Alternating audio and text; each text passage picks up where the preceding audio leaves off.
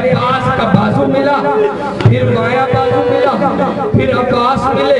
عزادارو عباس تو بعد میں گرے تھے نا، بازو پہلے کیسے ملے؟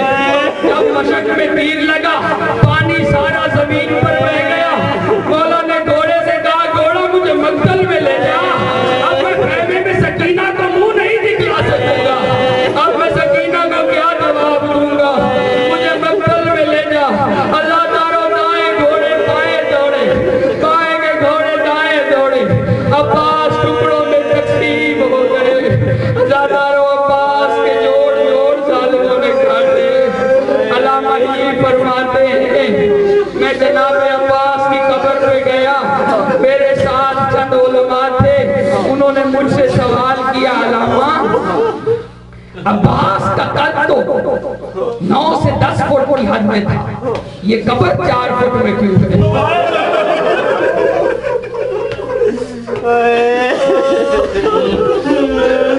مولا فرماتے ہیں مجھے جواب نہ آیا، علامہ محلی فرماتے ہیں مجھے جواب نہ آیا، میں گھر میں آ کر سو گیا، میں پہلی رات سویا، میرے خواب میں ایک کالے برقعے والی بیوی آئی، کاہلی تجھ سے مولویوں نے پوچھا تھا یہ عباس کی قبر 4 فٹ کی کیوں ہے، تو نے بتلایا کیوں نہیں؟ کہا بی بی مجھے معلوم نہیں تھا۔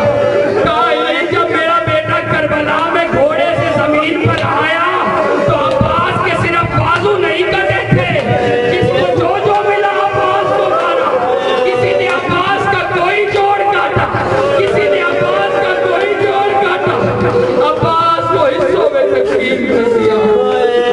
اجرکم اللہ، اجرکم اللہ۔ عزادارو یہ ماتمی جو حلقہ بناتے ہیں یہ ہماری ایجاد نہیں ہے، یہ حسین کی بہنوں کی ایجاد ہے۔ کربلا میں کل 5 بہنیں تھی مولا کہا بھئیہ حلقہ بناتی ہیں، آپ اس کے درمیان سے گزرو۔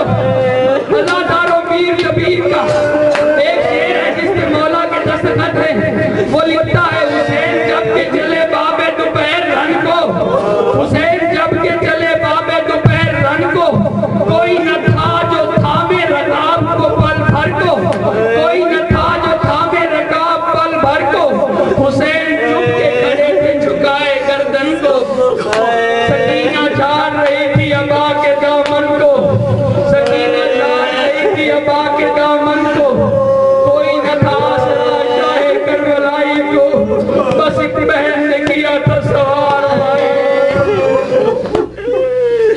عزادارو امام مظلوم نے 2 مرتبہ ذوالجناح پہ سوار ہونے کی کوشش کی، اکبر کی موت میں مولا کو سوار نہیں ہونے دیا۔ جناب زینب آئیں، کہا بھئیہ میں سوار کرتی ہوں۔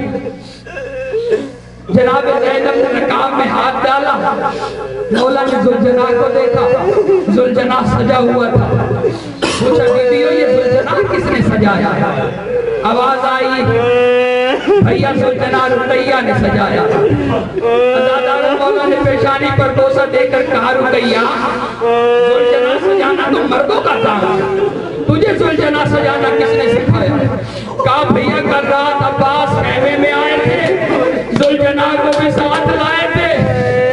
کہا رقیہ سیدوں پر مشکل بن گئی ہے، کل میرے بعد زینب کا عباس تو ہے، میرے بعد سیدوں کے لیے عباس بن جانا۔ عزادارو مولا ہو گئے ذوالجناح پہ سوار، ذوالجناح کو ایڑ لگائی، ذوالجناح نے چلنے سے انکار کر دیا۔ مولا نے فرمایا ذوالجناح کیا تو تھک گیا ہے؟ کہا نہیں مولا میرے پچھلے قدموں کو دیکھئے۔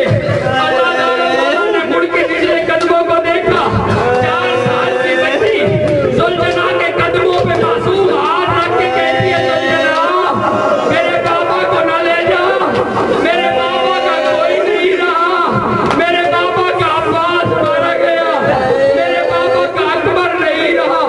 عزادارو مولا ذوالجناح سے اترے، سکینہ کو گلے سے لگایا۔ عزادارو یہ باپ اور بیٹی کی آخری گفتگو ہے۔ بی بی فرماتی ہے بابا آپ جا رہے ہیں میں کس کے ساتھ سوؤں گی؟ مولا فرماتے ہیں سکینہ آج کے بعد اماں کے ساتھ سونا۔ کہا بابا وہاں تو بھیا علی اصغر سوتے ہیں نا. کہا بیٹا آج سے روٹین بدل جائے گی, بھیا میرے ساتھ سوئے گے, تم اماں کے ساتھ سونا. عزاداران امام مظلوم میر انیس لکھتے ہیں, نیند آئے گی جب آپ کی منہ پاؤں گی بابا, نیند آئے گی جب آپ کی منہ پاؤں گی بابا, میں رات کو مقتل میں چلی جاؤں گی بابا. بابا روتی ہوئی بیٹی کو سلاتے جاؤ, پھر کہاں ہوگی ملاقات بتاتے جاؤ. عزاداران امام مظلوم مولا فرماتے ہیں سکینہ میں نے تجھے بڑی منتوں سے حاصل کیا ہے. جب سب سو جاتے تھے میں نانا کی مزار پہ جاتا تھا, تہجد کی نماز پڑھ کے چراغ جلاتا تھا, میں دعا کرتا تھا یا خدایا مجھے ایک بیٹی عطا فرما جیسے تو نے میرے نانا کو عطا